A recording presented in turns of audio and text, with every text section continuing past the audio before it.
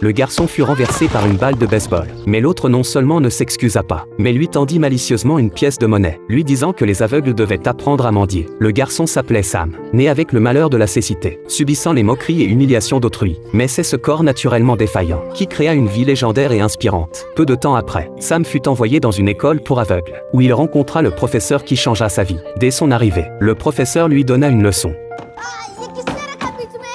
Pour qu'il sache que dans ce monde, les yeux sont des organes indispensables. Mais cela ne signifie pas que les aveugles ne peuvent avancer d'un pas. En disant cela, il sortit une canne blanche et dit à Sam que c'était sa liberté personnelle. Si la mère avait le mérite de donner la vie, alors le professeur lui avait donné l'affection de l'éducation. En un clin d'œil, Sam grandit et devint adulte à l'école. Bien qu'il ne puisse voir, il aimait pourtant étudier. Chaque jour, il écoutait des connaissances sur cassette, toutes sortes de lois complexes qu'il pouvait réciter par cœur. Il s'inscrivit même au baccalauréat national, avec une personne dédiée pour lire les questions et écrire les réponses. Mais quand il obtint d'excellents résultats, le professeur lui apporta une mauvaise nouvelle. Aucune université ne voulait accepter un étudiant aveugle. La réalité était impitoyablement cruelle, mais Sam croyait que la vie était comme explorer la science. Tout était possible. Le professeur prit sa défense. Il traîna le recteur de l'université devant les tribunaux, mais le recteur lui tendit un manuel, demandant à Sam de lire le texte du livre, voulant dire à tout le monde que les aveugles ne peuvent voir, et ne peuvent que mémoriser par l'ouïe, alors que la science nécessite découverte et innovation. Sam resta momentanément sans voix. Heureusement, le professeur à côté était préparé. Il sortit le manuel scolaire qu'il portait avec lui. Il demanda également au recteur de lire le livre, mais celui-ci était rempli de braille-dance, laissant le recteur complètement perplexe. C'est alors que Sam dit que les aveugles sont aveugles, mais ont aussi un cerveau intelligent, et la capacité de penser et de s'exprimer. Cela laissa le recteur sans voix et ému. Lors de la cérémonie d'entrée, chaque nouvel étudiant devait faire serment pour son rêve. Mais personne ne s'attendait à ce que Sam choque toute l'assemblée avec une seule phrase. « Je rêve de devenir le premier président aveugle ». À ce moment, un docteur s'approcha. Il admirait que Sam ose avoir plus de rêves que toutes les personnes valides. Et c'est à partir de ce moment qu'il fut fermement gravé dans le cœur du docteur. Il utilisait une machine à écrire au lieu de stylo et papier pour prendre des notes. Après les cours, il utilisait un magnétophone pour écouter les manuels. Juste parce qu'il ne pouvait voir, il devait faire plus d'efforts que les autres pour tout, que ce soit les examens culturels ou les compétitions sportives. Il pouvait se distinguer avec d'excellents résultats. Mais peu après, Sam demanda volontairement à abandonner ses études,